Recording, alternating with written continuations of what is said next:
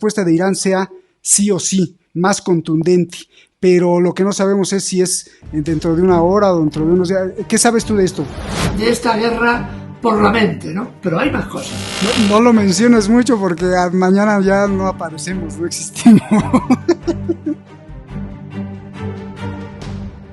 Sí, efectivamente es muy perverso. Aquí hay...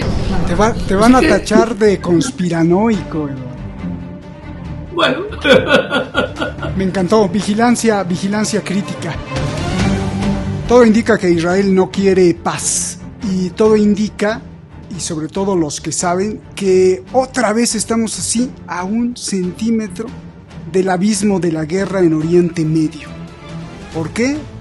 Porque ha habido 2 asesinatos que están arrastrando a todos a un caos militar, a un caos de misiles, a un caos de respuesta y venganza. Vamos a ver de qué se trata. Escuchemos primero el reportaje de entrada y regresamos. Soy Roberto Lamadrid y en esta transmisión, bueno, pues es especial porque Eduardo está los sábados para entender qué es lo que pasa. Detrás de la razón. Comenzamos.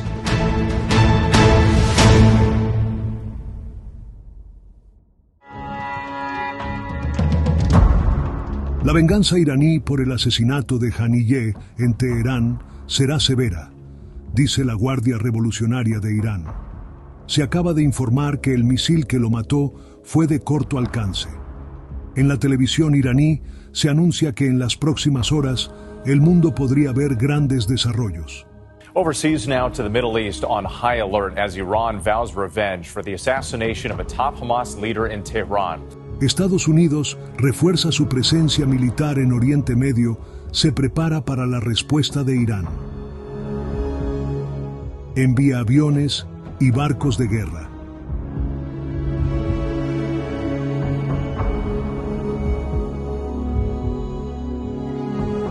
El Reino Unido incluso prepara una evacuación de sus ciudadanos en el Líbano. El miércoles en la madrugada, en Irán, Haniyeh fue asesinado por un proyectil guiado desde el aire. Su guardaespaldas también murió. Fue en un complejo de alta seguridad para huéspedes distinguidos. El ataque sucede precisamente en el primer día del mandato del presidente iraní, Masoud Pezeshkian. Haniyeh había viajado a Teherán para la ceremonia de investidura. Estas son las últimas imágenes del líder de Hamas, vivo. Analistas iraníes sugieren que el momento y el lugar fueron elegidos para avergonzar al gobierno iraní, exhibir que su aparato de seguridad es totalmente débil y vulnerable, y que con más razón, Irán responderá contundentemente. 1. Para vengar la muerte de Haniyeh, y 2.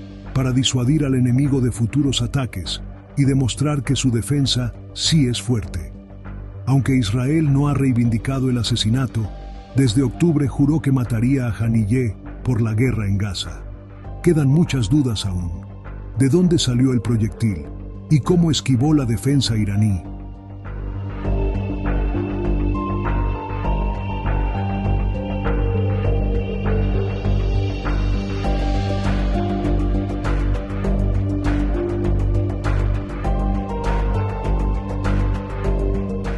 Horas antes, Israel asesinó en el Líbano al brazo derecho de Hassan Nasrallah, el líder de Hezbollah, en español, el Partido de Dios, que es parte esencial del eje encabezado por Irán. La región está siendo empujada a la Gran Guerra Caliente.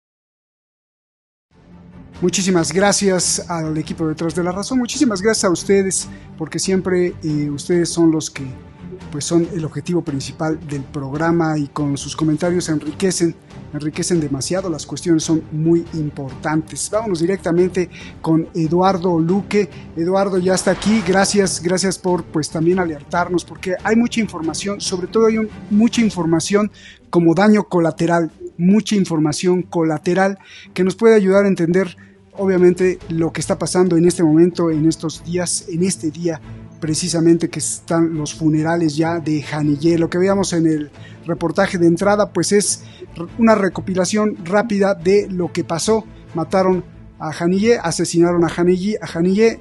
Lo más probable es que sea Israel porque lo juró, lo marcó, le puso lo vamos a matar desde octubre.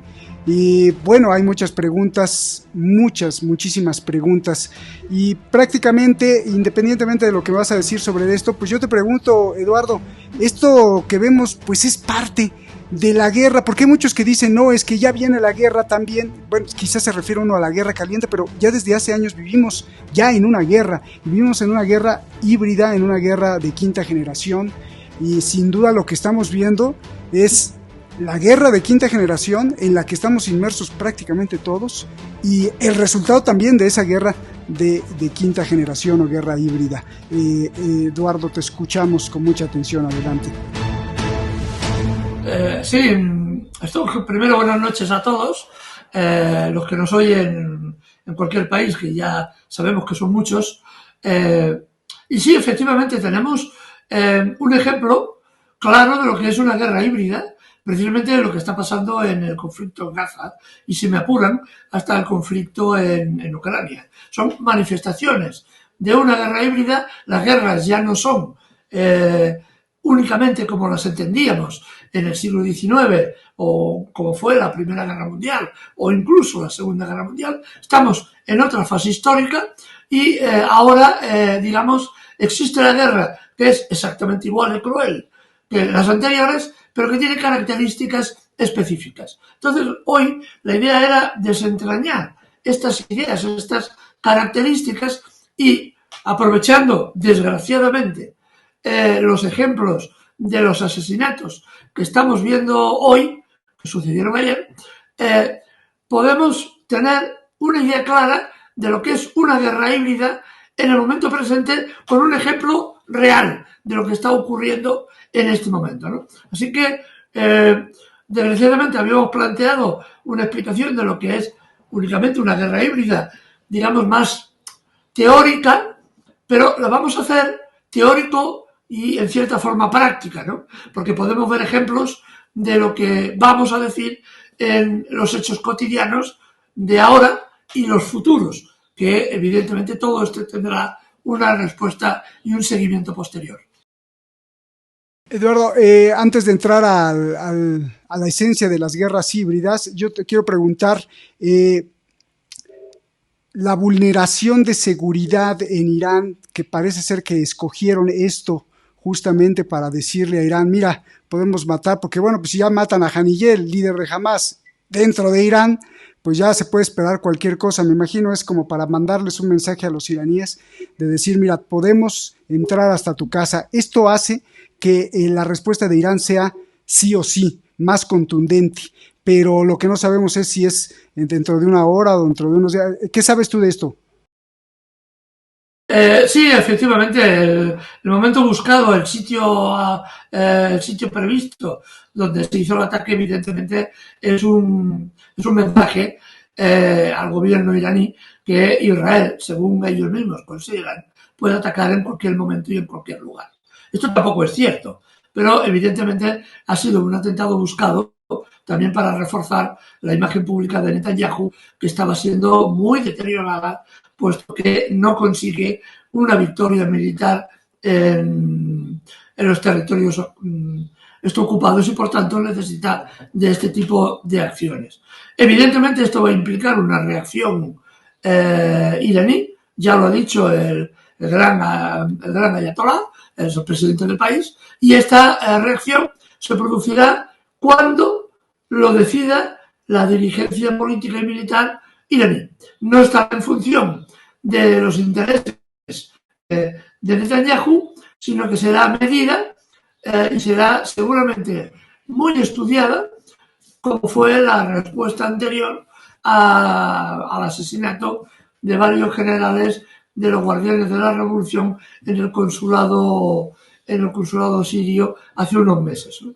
Será del mismo estilo, presumiblemente, posiblemente más dura, porque ha sido escogido en un momento muy, muy importante, la toma de posesión del nuevo primer ministro iraní, en un momento de máxima tensión y en un momento para reforzar la posición de Netanyahu. Y encima con otro atentado en paralelo en las afueras de Beirut, que era, digamos, una línea roja también para Hezbollah, el no atacar núcleos de población, las grandes ciudades, cosa que Israel ya está dispuesta a plantear. La situación de Netanyahu es bastante desesperada y la única solución que encuentra es la patada adelante, el balón adelante y escalar el conflicto todavía más. La pregunta es, ¿cuál es el límite de la escalada del conflicto? Esto es lo que ahora mismo nos preocupa a todos, ¿no? A todos, porque evidentemente habrá una respuesta de Hezbollah de Yemen. Hoy en el discurso del dirigente yemenita ha sido también claro, participarán de este conflicto, y una respuesta también por parte del gobierno iraní, que no tiene más remedio que responder de forma dolorosa para Israel. Evidentemente hay otra cosa que la vamos a ligar con el tema de la guerra híbrida. No nos enteraremos nunca de cuáles son los daños que sufren unos u otros. Mejor dicho, nos enteraremos de los daños que sufre Irán o que sufre Hezbollah o que sufre Ansarullah en el Yemen. Pero jamás sabremos los daños que sufre el gobierno y la población israelita ni las bajas militares que esto ocasiona, sino por medios indirectos. Por ejemplo, cuando atacó en respuesta al atentado en Damasco, los iraníes arrasaron 2 bases aéreas israelitas muy importantes donde se almacenaban los aviones que provocaron el ataque en el consulado sirio, en el consulado de Damasco. Esto se supo porque 2 periodistas de la BBC londinense estuvieron allí y lo vieron. Y a pesar de la censura, consiguieron emitir un reportaje de lo que habían visto, y habían visto cómo las bases habían sido muy seriamente dañadas. No hubo ninguna notificación, no hubo nadie, la prensa occidental cayó sobre este tema y se planteó que había sido una gran victoria por parte de Israel cuando había sido todo lo contrario. Y además se supo, poco tiempo después, que los sistemas Patriot de defensa norteamericanos fueron retirados de Israel dada su absoluta inutilidad frente al ataque iraní, ¿no? Esto, evidentemente, no se supo. Forma parte de la guerra híbrida, de la guerra de ganar las mentes de nuestra población y demonizar a la población contraria, ¿no? Y al gobierno contrario. Curioso, como hoy, por ejemplo, un ejemplo más de esta guerra híbrida, de esta guerra cognitiva, que es una parte de la guerra híbrida, hoy en la televisión pública hablaban del régimen de Irán, cuando hace muy pocos días se han desarrollado unas elecciones absolutamente transparentes. Pero no hay un gobierno iraní, hay un régimen iraní, que es diferente, ¿no?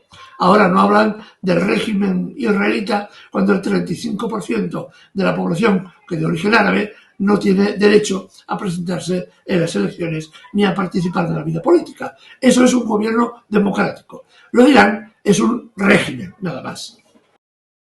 Gracias por esta aclaración. Yo creo que es muy importante siempre puntualizar y contextualizar sobre todas las cosas, porque hay muchos medios de información que avientan la noticia nada más así y entonces descontextualizan todo, y creo que esta precisión es muy importante.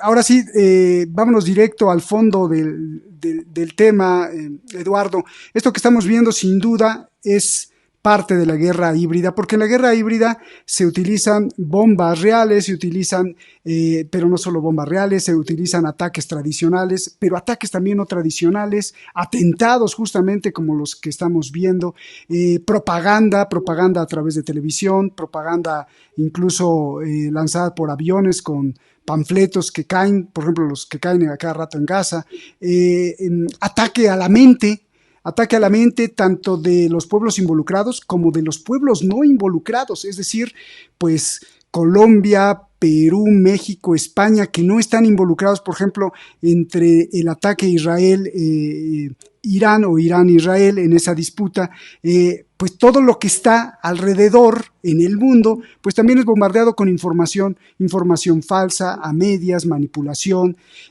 Todo esto es lo que nos describes en una guerra híbrida. Y para empezar, ¿quiénes son los principales pilares de la guerra híbrida? ¿Quiénes son los que se les ocurrió esto? ¿Quiénes son los que la han ejercido, la han advertido o han advertido de que hay que estar pendientes con esto de la guerra híbrida, Eduardo? Hay un detalle que también querría señalar antes de entrar en explicar cuáles fueron los padres o las madres de este nuevo concepto teórico, ¿no? Y es de que en este tipo de guerra intervienen otros factores. Por ejemplo, la acción económica es decir, por ejemplo, tú puedes hacer la guerra a un país, es decir, destruir su economía y por tanto provocar el hambre, enfermedades en la población, sin declarar la guerra. Por ejemplo, en Cuba, en los años 60, los diversos programas de la CIA lanzaban, por ejemplo, insectos para provocar el paludismo, para provocar el dengue y otro tipo de enfermedades que atacaban, por ejemplo, a la producción agrícola, ¿no? De esta forma, tú no declaras la guerra, es decir, no invades Cuba como veía cuchillos en su momento, que es una acción militar, sino que haces una acción militar, pero en este caso es una guerra biológica, ¿no? Esto está más que estudiado, pero es que hay otros elementos importantes. Ya estamos hablando de la guerra climática. De la guerra climática también es un hecho también muy estudiado, que se puede provocar sequías, se puede provocar cambios climáticos ahora en escala pequeña. Es decir, escala pequeña, estamos hablando de unos miles de kilómetros cuadrados. Eso es una escala pequeña. Pero la idea, evidentemente, es extenderla a zonas completas del planeta, ¿no? Y eso es una forma de guerra. Puesto que no llueve, provocas carestía, provocas hambrunas, provocas la muerte de los supuestos enemigos y provocas revoluciones en el campo enemigo. Esto también es guerra híbrida. Y esto, digamos, es un contexto que raramente se habla. Por ejemplo, yo estuve 2 veces con ayuda humanitaria a Irak tras las 2 guerras del Golfo y había una manifestación clarísima de la guerra híbrida, ¿no? Llegábamos un pueblo al sur de Bagdad, la prensa occidental decía que los aviones norteamericanos no bombardeaban, que ya había acabado la guerra, pero lo que nos pasaba por encima eran escuadrillas de F-16 que les podíamos ver porque iban casi en vuelo rasante a muy pocos centenares de metros del suelo. Es espectacular cuando 5 o 6 aviones de guerra cargados de bombas te pasan por encima y iban a bombardear lo que no bombardeaban. Es decir, ¿qué bombardeaban en aquel momento? Los depósitos de agua. El objetivo era los depósitos de agua. ¿Para qué? Para provocar el cólera. Una vez provocado el cólera, como el país no podía importar medicinas, la gente moría a miles de una enfermedad que se puede curar. El cólera se cura en Occidente. Pues bien, era una forma de guerra híbrida donde yo no mato a la población directamente, pero la mato indirectamente. Esto es lo que vimos una y otra vez. Y lo que veíamos, por ejemplo, en el caso sirio, cuando también estuvimos en otro viaje en Alepo, en plena guerra, nos hablaban, por ejemplo, de la utilización de las minas antipersona especialmente diseñadas contra los niños, que consistían en una especie de juguetes de colores que también las utilizan ahora en Ucrania, las han utilizado en Ucrania, y cuya finalidad era arrancar la mano de los niños para dejarlos mutilados, y era una carga para las familias. Esto hecho por Fidelisis, que eran grupos terroristas que no tenían capacidad para fabricar estas armas. Solamente se fabricaban en Alemania, en Francia y en Estados Unidos. Entonces, esto eran, como digo, formas de guerra híbrida, ¿no? Y otro caso más, y ya es el final, es el caso de las revoluciones de colores.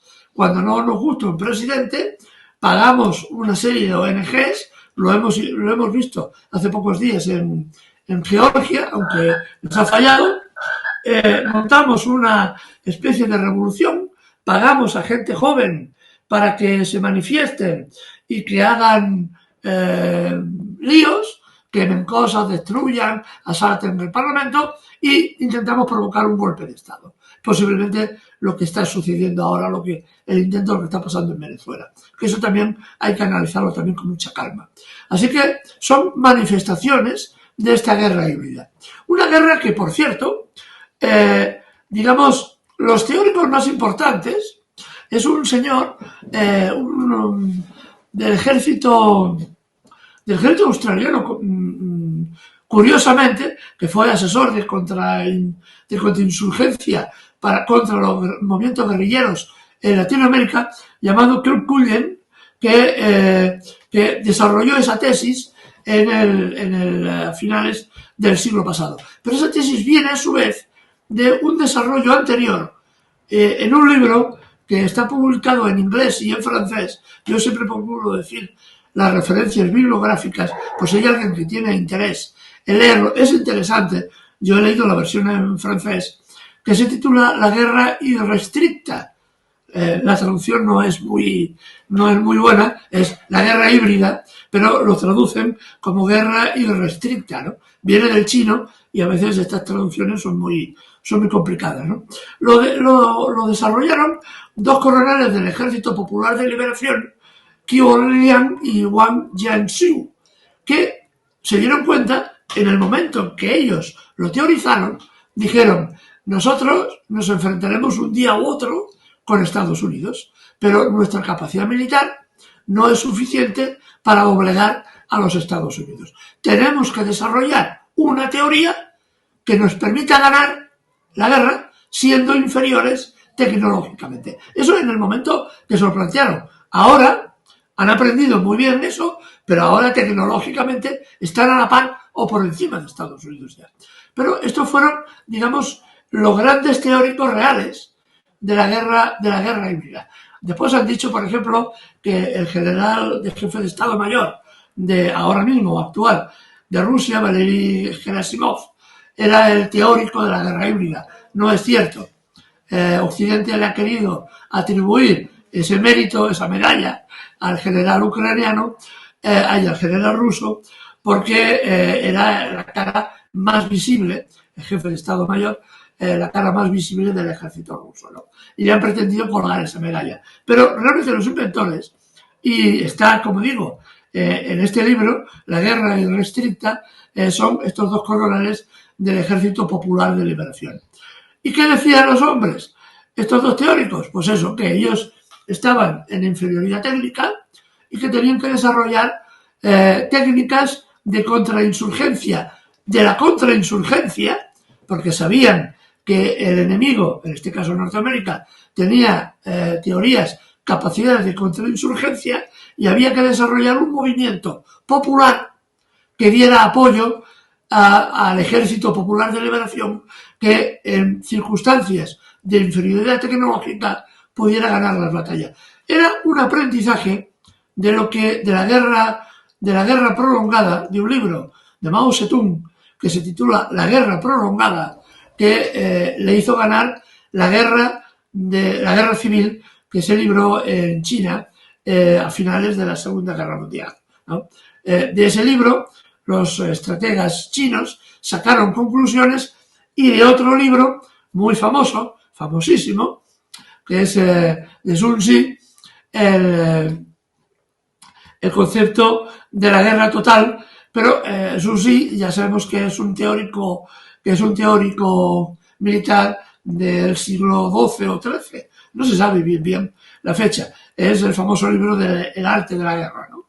Así que tenemos esta línea teórica que viene desde el arte de la guerra hasta la guerra prolongada de Mao Zedong, hasta la guerra irrestricta que ahora aplica todo el mundo, y todo el mundo habla de ella, que es esta famosa que hablamos de la guerra híbrida, que básicamente consiste en eso, en una mezcla de cosas.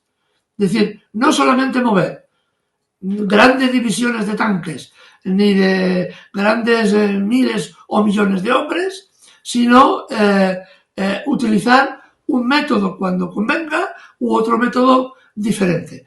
Y en lo general los estrategas chinos y rusos le ponen mucho énfasis en una guerra muy importante, en una parte de esa guerra que desarrollaremos otro día, porque sería muy largo de explicar, que es la guerra por la mente, la guerra cognitiva.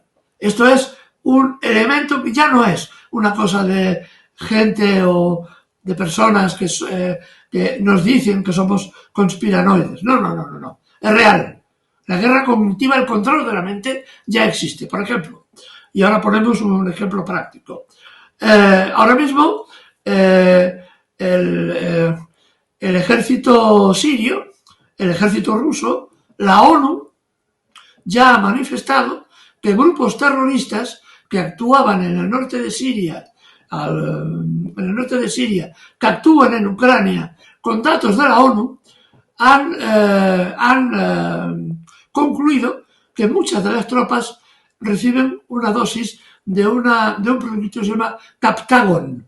Es una droga de la familia de las anfetaminas, muy potente, que te permite estar hasta 5 días sin dormir y en un estado de absoluta efervescencia, ¿no? ¿Por qué? Porque tienes muy pocas tropas para cubrir una zona de conflicto y necesitas que los soldados estén completamente activos, sean terriblemente agresivos y que no les importe, porque no tienen una sensación de invulnerabilidad, a ellos no les puede pasar nada, y saltan de la trinchera a pecho descubierto para matar al adversario y evidentemente los matan como cualquier hijo de vecino, ¿no? Pero esta droga les da esa capacidad. Esto se ha utilizado en Siria, se utilizó en Afganistán, lo utilizaron, que también lo denunciaron, tropas inglesas a sus propios soldados, les daban esta droga, y este es uno de los, digamos, características de esta guerra por la mente, ¿no? Pero hay más cosas, que ya hablaremos en otro programa. Es una investigación un poco larga, pero estoy seguro que será como muy interesante. Querido Eduardo, a ver, una parte central de este punto es que tú en un artículo que escribiste dices que en el siglo XXI, o sea, ahora, la guerra híbrida va a trascender, y esto me llamó mucho la atención, va a trascender todo. Tradiciones, costumbres de cómo se hace la guerra, métodos, cualquier cosa puede ser utilizado como un arma. Esto está tremendo, ¿eh? Y a ver, explícame eso y después ya te preguntaré y cómo enfrentarlo nosotros como población, ¿no? Hay incluso un tema interesante. En los años 60 se estuvo experimentando con las drogas alucinógenas. Hay incluso personajes de la literatura, como por ejemplo Aldous Huxley, aquel escritor tan famoso que escribió Un mundo feliz, que era profundamente aristócrata, profundamente clasista, en la que retrata un mundo. Yo recomiendo encarecidamente a la gente que lea ese libro, primero que está muy bien escrito, es muy ameno, muy interesante, y es una novela que realmente la comienzas a leer y no puedes dejarla, ¿no? Pero claro, explica un mundo donde hay unos que son la clase alta, hay otros que son clase media y hay otros que son los más tirados, que son clase baja, ¿no? Para que no haya conflictos sociales, ¿qué hacen? Todos toman una sustancia que se llama soma. Es una droga, ¿no? Es una droga alucinógena, que por cierto, esa droga existe. Lo que pasa es que se perdió su conocimiento. Era una droga que venía de Asia y lo utilizaban los budistas en algunos de sus ritos en la India. Pero esa droga se perdió. Y lo único que hay son algunos intentos que se hicieron en los años 60 para recuperar esa droga. Se estuvo experimentando con esa droga sobre grandes sectores de la población. Se hizo un experimento para provocar la agresividad de las personas, gente normal, fue sometidas a un gaseado de ese tipo de droga en una zona controlada, voluntarios que les pagan por hacer un experimento. Les dicen, no, usted vuela, nos vamos a poner una habitación, le vamos a poner un gas que es inerte, no va a pasar nada, y ustedes nos tienen que decir qué sentimientos tienen, ¿no? En realidad era una droga alucinógena que provocó además ataques de ira muy importantes y provocaron varios muertos. Y cuando salió a la luz se paró la investigación porque evidentemente lo que pretendían era bombardear con gases a la población para provocar, la población enemiga evidentemente, para provocar reacciones sociales de agresividad entre los propios ciudadanos. Es decir, esto no es una cosa que sea una elucubración. No, hay constancia real porque los documentos de la CIA y el Pentágono se hicieron a la luz hace no muchos años. Hace 7 u 8 años se sacaron a la luz esos documentos que evidentemente hablaban de que habían experimentado con su propia población. Por tanto, la guerra híbrida va a afectar a todos los espacios sociales que puedan ser utilizados para que la población esté a favor de lo que indiquen los políticos de turno. Por ejemplo, se está preparando la guerra europea contra Rusia una vez que acabe el conflicto en Ucrania. Ucrania no va a ser el final de los conflictos europeos. Ya lo adelanto aquí. Habrá más. Y seguramente se desplazarán también a África, que ya hablaremos también en su día del Sahel y de lo que está pasando. Pero esto significa que tienen que preparar a la población europea para la guerra. ¿Cómo hacemos que gente joven impongamos el servicio militar obligatorio en Europa? Porque es imprescindible. Si quiero ir a la guerra con Rusia, tengo que imponer el servicio militar obligatorio. Pues bueno, el método es el que estamos viendo. Los rusos son siempre malos, Putin es un dictador, los rusos son todos unos bestias, van a violar a las mujeres europeas. Eso lo están diciendo en Polonia. No lo digo yo, lo están diciendo políticos europeos y políticos polacos de primer nivel. Están diciendo eso. La que será futura ministra de Exteriores de la Unión Europea está diciendo que hay que matar a los rusos. Es la que fuera primera ministra de Estonia, que ocupará el cargo este 1 de octubre. Es decir, están mentalizando a la población europea, especialmente a los jóvenes, para prepararlos a la guerra. Otro día también, adelanto, que hablaremos de la guerra contra la juventud, porque también es otro factor dentro de la guerra híbrida que es vital para los políticos europeos. Tienen que convencer a la gente joven, que son los que van a morir en el campo de batalla, que morirán por una bella causa, ¿no? Morir por una bella causa, como decía Horacio, ¿no? Aquel poeta romano, ¿no? Es bello morir por la patria. Seguramente cuando morían los demás, porque no creo que sus hijos fueran a que los degollaran los godos o cualquier otro grupo bárbaro en cualquier batalla perdida del Imperio Romano, ¿no? Siempre es la misma historia, que mueran los otros. Los míos no.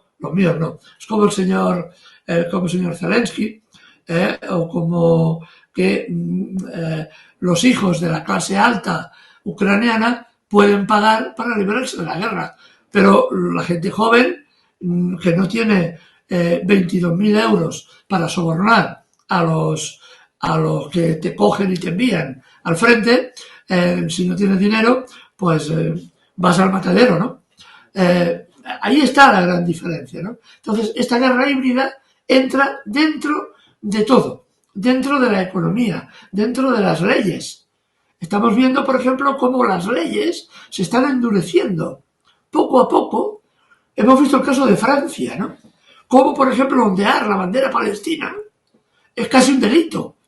Y sin el casi, se ha detenido gente por ondear por la calle la bandera palestina. Y en cambio, los atletas israelitas, que son tropas, soldados del ejército israelí, que están implicados, algunos de ellos, en delitos de lesa humanidad, salen de las Olimpiadas haciendo la disciplina que les toque, ¿no? Eso también forma parte de la guerra híbrida. ¿Cómo conseguimos que lo que nosotros queremos se normalice. ¿Cómo normalizar el genocidio? Eso forma parte de la guerra híbrida. Es lo que estamos viendo también en Gaza. El otro día, cuando bombardearon los israelitas un barrio en los altos del Golán, cuya población era siria, opuesta al régimen de Israel, y mataron a 12 niños, la culpa fue de Hezbollah. Pero en ningún momento hablaron de que ellos han asesinado a 40.000 palestinos ya. 40.000. Eso es guerra híbrida. Un ejemplo más de la guerra híbrida. Cuando yo quiero, doy una importancia enorme a una determinada noticia y elimino la otra noticia. Aquí los medios de comunicación son absolutamente trascendentales. Y las redes sociales es un campo de batalla enorme, ¿no? Este programa, ya lo sabemos, hemos tenido multitud de cortes, ¿no? Y multitud de dificultades. Y yo presumo que en la medida en que avancemos, tendremos aún más dificultades, porque evidentemente estamos diciendo cosas que son muy molestas al poder. Y el poder está decidido a generar más y más conflictos. Eduardo, déjame citarte. Como ustedes saben, Eduardo antes de cada programa prepara un tratado casi, ¿no? Es un artículo y lo sistematiza, le da forma, le da el argumento, lo solidifica con un rigor académico. Y bueno, pues aquí lo tengo y te voy a citar, y esto es para que tú, que nos ves en cualquier parte del mundo, pues estés alerta, porque es una forma de alertar a la gente. Independientemente que Eduardo nos promete un programa especial para los misiles contra la mente, este campo de batalla en la psique, independientemente de irnos a profundidad en un programa así, me gustaría solo mencionar unos puntos que tú mismo escribiste, Eduardo, y que están en la clave de la guerra híbrida. Nos hablas que la guerra híbrida utiliza 1, psicología de masas, 2, anonimato, 3, contagio mental, 4, sugestionabilidad, 5, irracionalidad, 6, primitivismo, 7, impulsividad y volatilidad, 8, incapacidad para razonar, 9, conservadurismo y tradicionalismo. ¿Cómo juegan con estos 2 puntos? 10, pues ya ahí nos hablarías de un teórico como Edward Bernays, que es sobrino de Freud, que utilizó la propaganda. 11, está Wildred Trotter para hablarnos también de las teorías de supervivencia y de las cuestiones gregarias, es decir, de hacer que la gente constantemente viva en guerra en lugar de que el otro te escuche y escuche. No, es desacreditar y tratar de eliminarte. Y finalmente la redundancia estocástica. Son verdaderamente puntos que pues se desprende de una gran investigación que hace Eduardo, y esto a su vez nos fabrica otros bloques que también utilizan los intelectuales, entre comillas intelectuales, pero pues son intelectuales, pero para el lado perverso de las guerras híbridas: fabricación del consenso, filtrado de la información, creación de un enemigo. A veces no hay ni enemigo, pero lo crean para que tú creas que entonces estamos en guerra, control del pensamiento. Y bueno, pues aquí vendría la parte final para este programa, que nos lleves para allá, Eduardo. Pues qué alternativas tenemos, cómo estar alerta ante mi abuelita, ante el amigo que se siente de derecha y me habla y me ataca, o ante el compañero que se siente totalmente comunista y me habla y te ataca y te dice no es por ahí, o ante mi tía que me dice es que mira, ahí salió en el WhatsApp que pues ve, ¿qué no ves? ¿Que estás ciego? O sea, creo que es delicioso este tema, pero además, pues sí es muy perverso, Eduardo. Sí, efectivamente es muy perverso. Aquí hay de todo lo que has anunciado, hay un enorme bagaje de psicólogos, de psiquiatras y de sociólogos que han desarrollado un conjunto de teorías muy importantes a lo largo del siglo XIX y siglo XX, y en parte también este siglo, ¿no? Y esto es muy importante porque, amparándose en la psicología, se ha conseguido, digamos, desmenuzar aquellos elementos centrales que permiten el condicionamiento, lo que se llama, entre otras, en términos de psicología, el condicionamiento operativo, es decir, la capacidad de que nos crean, la persona que nos oye, nos crea, aunque le estemos diciendo mentiras. Y esta mentira, la clave está en lo que se llaman, lo que se descubrió no hace mucho, hace unas 2 décadas, una teoría que se denominaba la redundancia estocástica, que es lo que parecía un insulto a la palabra, ¿no? Y que consistía básicamente en una cosa muy, muy interesante, ¿no? Los psicólogos se enfrentaban, y los sociólogos se enfrentaban a un grave problema. Es decir, bueno, si conseguimos convencer, pongamos por caso, a la población mundial de que Saddam Hussein es una mala bestia, es un dictador perverso, que merece la muerte, etcétera, etcétera, etcétera, y conseguimos que la gente esté de acuerdo en esa idea, que lo consiguieron, recuerdo precisamente las guerras del Golfo, lo consiguieron, aunque después la gente se dio cuenta de otra realidad, ¿no? Entonces se plantearon un problema. Lo hemos conseguido una vez, pero ¿conseguiremos otra vez convencer a la gente con mentiras de nuevas guerras? De que han de apoyar con dinero y con esfuerzo personal, y si es necesario, con la vida de sus hijos, nuevas guerras. Entonces un investigador descubrió ese concepto investigando en los laboratorios de Estados Unidos, los laboratorios de psicología de Estados Unidos, que es la redundancia estocástica, la posibilidad de volver a repetir los mismos argumentos, pero cambiando el personaje. Evidentemente ya no era Saddam Hussein, sino fue el coronel Gaddafi en su momento, en Libia, o fue Milosevic, el primer ministro yugoslavo, al cual se le acusó de delitos de lesa humanidad, y que tras ser juzgado por el Tribunal de La Haya se demostró que era inocente, pero desgraciadamente para él, hacía 8 años que había muerto en la cárcel, envenenado. Pero en el psique de la gente de Occidente, Milosevic era, digamos, el monstruo, ¿no? El asesino étnico, el que mataba a otros que no eran de su raza, etcétera, etcétera. Y eso era evidentemente mentira, como demostró el Tribunal de La Haya. Solamente una anécdota. Digamos, esa conclusión era un informe de 3.500 páginas. Y esa conclusión eran 2 frases. Es decir, ocultaron la conclusión de Milosevic. Y alguno de los televidentes me dirá que no es verdad, que no. Oiga, es cierto lo que estoy diciendo.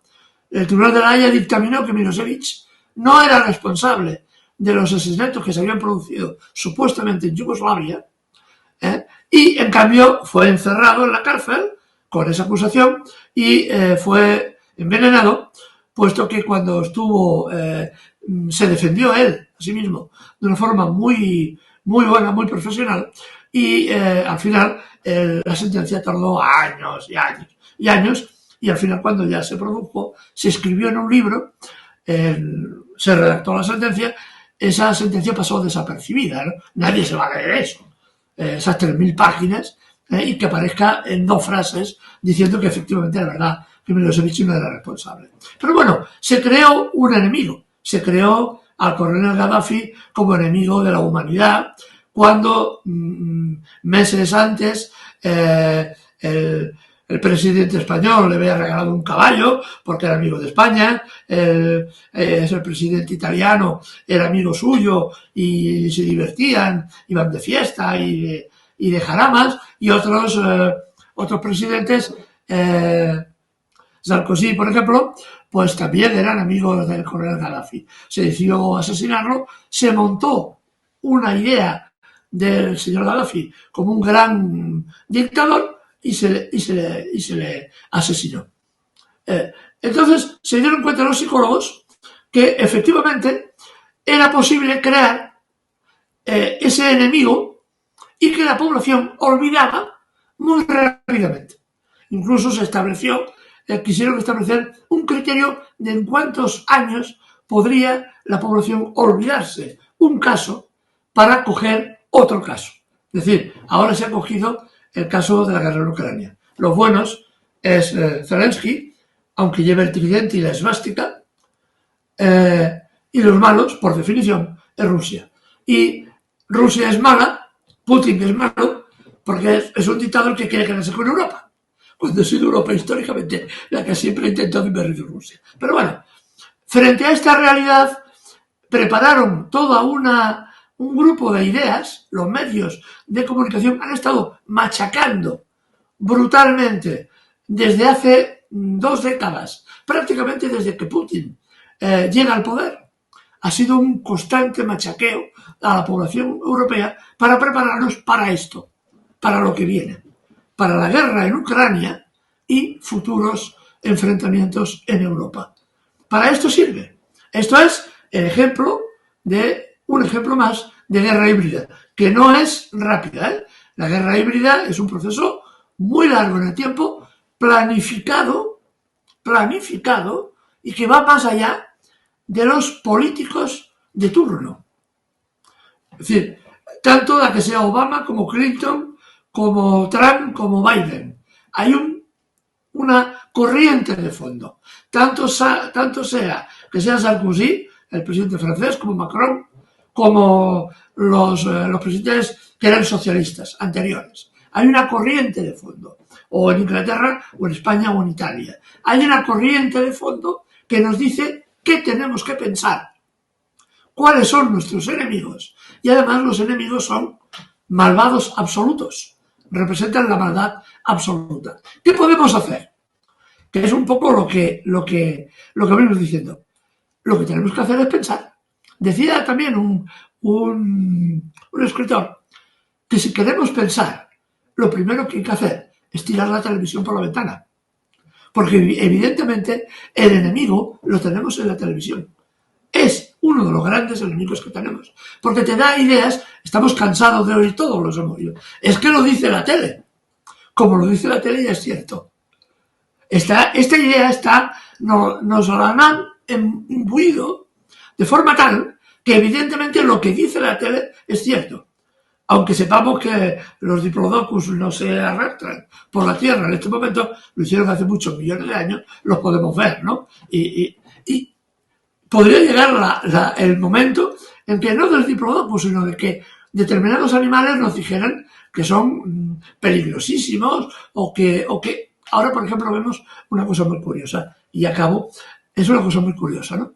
Ahora hace años que vienen hablando del problema del calor, de la temperatura del planeta, del cambio climático, de la responsabilidad de los países del sur en el cambio climático, etcétera, etcétera, etcétera. Nos vienen machacando cada día. Que si hace calor, que si hace calor, que si hace calor. El otro día decían, aquí en España, que qué calor hacía en Écija, es un pueblecito de Sevilla, muy bonito por cierto, que hacía mucho calor en Écija. Cuando yo era pequeño, cuando yo era un crío, en Écija decían que era la sartén de Andalucía. ¿Por qué? Porque 42, 43 grados eran normales en julio. Eran normales en julio. Ahora, 42, 43 grados en Écija, la sartén de Andalucía, es fruto del cambio climático. Y nos vamos a morir todos. Nos vamos a morir por el cambio climático. Es decir que, y ahora es el enemigo, es el cambio climático. No lo menciones mucho porque mañana ya no aparecemos, no existimos. Pero, ¿cuál es el objetivo? Comprar coches eléctricos. Comprar coches eléctricos. Y ahora veremos, los que me oigan desde Europa, una cosa muy importante. Como la industria de automovilística en Europa no puede competir con los coches eléctricos chinos, que son mucho más baratos, ahora vamos a ir hacia atrás. Ahora están produciendo ya nuevamente coches de combustión, coches de gasolina. ¿Por qué? Porque no pueden competir con los coches eléctricos chinos. Por lo tanto, nos olvidaremos de todo eso que hemos dicho, que no se puede decir tampoco porque cortan el canal, y volveremos seguramente a ser más laxos. Bueno, mira, los coches que, en fin, si son gasolina, ¿qué le vamos a hacer?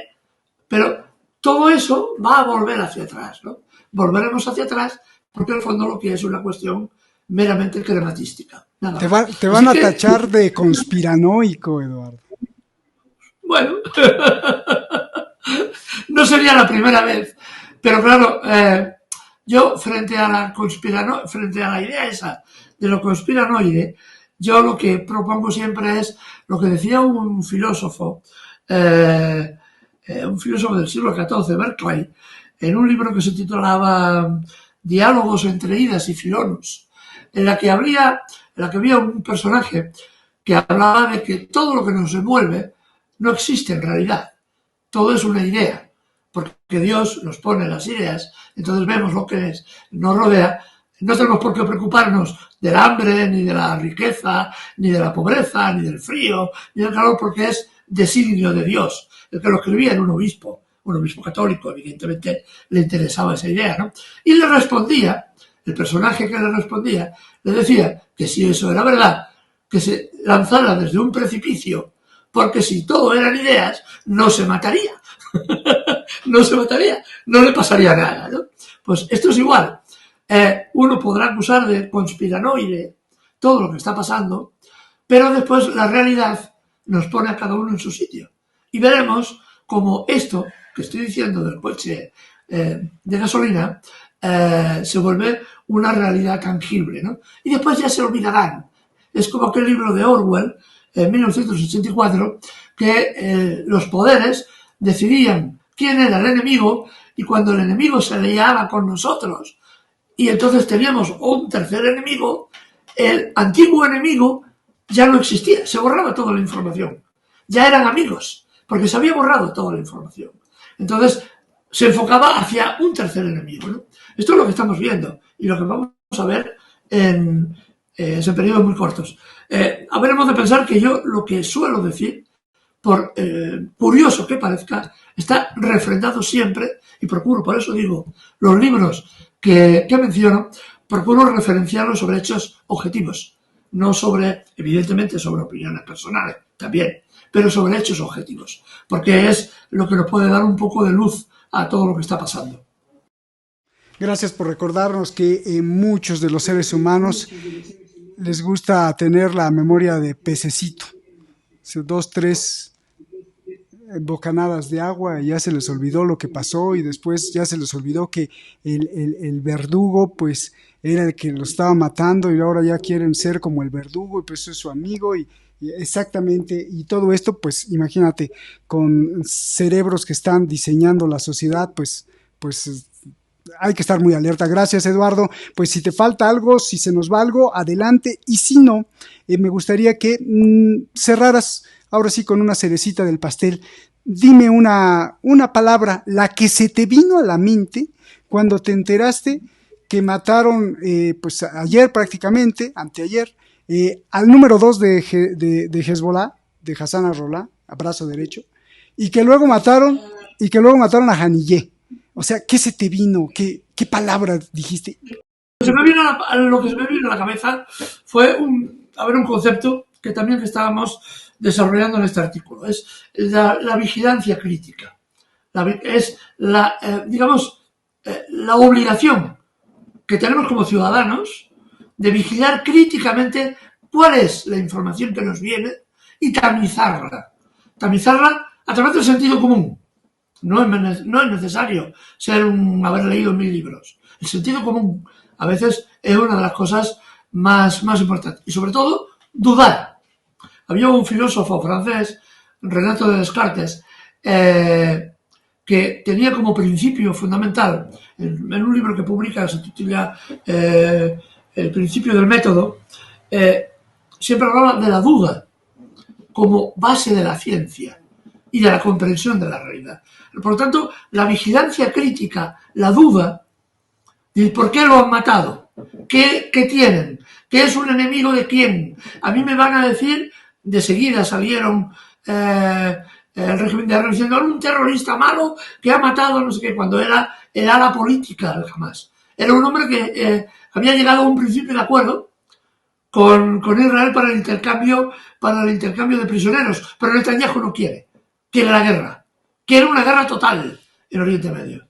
Y esta guerra total es precisamente esto, lo que hace, lo que provoca, lo que buscan a través de esta matanza. Así que hay que vigilar críticamente lo que nos van a decir ahora, porque nos van a decir que Hamas, que es un grupo terrorista, que etcétera, que este señor que acaba de morir también es un terrorista, por lo tanto es malo y es digno de ser asesinado. Si Hamas fuera un grupo terrorista, hombre, habría que matar tal vez a los terroristas, pero no a 40.000 civiles indefensos, 14.000 niños. Estos también son terroristas. Hay que matarlos. Por lo tanto, yo lo que recomiendo a todos es eso. Pensamiento crítico y pensar críticamente, plantear la duda por principios, decir, ¿qué me están diciendo? ¿Qué es lo que me quieren decir? ¿Qué es más importante? No lo que te dicen, sino qué es lo que me quieren decir. Y una vez que uno ha mirado por detrás de la tele, entonces te das cuenta que hay otras cosas que realmente son las que mueven los hilos. Y entonces ahí la gente tiene una idea realmente de lo que puede suceder. La pena de esto es que muchas veces, como decía Le Bon, uno de los grandes teóricos de la propaganda, las masas de la población son muy gregarias, las llevan y las traen a través de la propaganda, ¿no? ¿Cómo explicar, por ejemplo, las enormes masas de hombres que marchaban a los frentes de batalla en la Primera Guerra Mundial? Cuando en la batalla del Somme, una de las batallas más cruentas de la historia de la humanidad, murieron 36.000 hombres en una mañana. En las tropas, en las líneas francesas que saltaron al asalto de las trincheras alemanas, los soldados iban andando bajo las balas. Y para comenzar la batalla, los soldados dieron una patada al balón y lo enviaron a las trincheras alemanas diciendo que comenzaba la pelea, ¿no? Y murieron decenas de miles de hombres. ¿Cómo es posible convencer a esa gente? ¿Cómo lo has hecho para que esa gente vea a los compañeros morir y tú saltes inmediatamente de la trinchera y mueras nuevamente? Es decir, esto es lo que nos tiene que preocupar fundamentalmente, ¿no? No ser, como decía aquel, borregos frente a la televisión. Me encantó, vigilancia crítica. Eso, lo acabas de acuñar, que tiene que ver con la capacidad crítica, pero digo que es lo mismo, pero está buenísimo, ¿no? Vigilancia crítica. Muchas gracias, Eduardo Luque, autor del libro Nos quieren más tontos. Pues ya sabemos por qué eres autor de ese libro, porque nos estás exhibiendo siempre cómo es que nos quieren más tontos. Muchísimas gracias, Eduardo. Y si tú que nos ves en cualquier parte del mundo, ustedes que nos ven, tienen un niñito, un bebecito, se me acaba de ocurrir con lo que dice Eduardo. Algo que podría ser muy tonto, pero miren, ponen a su hijo frente a la televisión, la apagan, y atrás antes pusieron una serie de muñecos, todos de diferentes situaciones, uno riéndose, un monstruo, una víbora, unos títeres, un superhéroe, todo, ¿no? Entonces lo ponen atrás. Van a decir, bueno, ¿y esto qué? Bueno, pues, a lo mejor me va a corregir Eduardo porque él estudió además psicopedagogía. Entonces, jugando con el bebecito, con el niño, que apenas alcanza a entender cosas y que está formando apenas su conciencia, pues se van atrás de la televisión y le sacan todos estos monstruos y se los enseñan. Seguramente el bebecito se va a reír, pero quizá quede impregnado en su memoria para siempre, para cuando sea adulto, que la televisión, y atrás de la televisión, como lo acaba de decir Eduardo Luque, está una serie de monstruos que nada más nos quieren hacer un show para su beneficio. Ese es el punto. Y ahora, pues ya no solo es la televisión, sino son redes sociales, incluso la ciencia manipulada, incluso las teorías manipuladas, los científicos, todo es parte de ese mismo fenómeno del homo videns. Y no hay que ser solo homo videns, porque no todo lo que se ve es tan real. Muchísimas gracias, Eduardo, un abrazo gigante, y si estoy mal, pues ya me corriges, y si no, pues hagamos el experimento. Abrazos, cuídate mucho, nos vemos, hasta la próxima.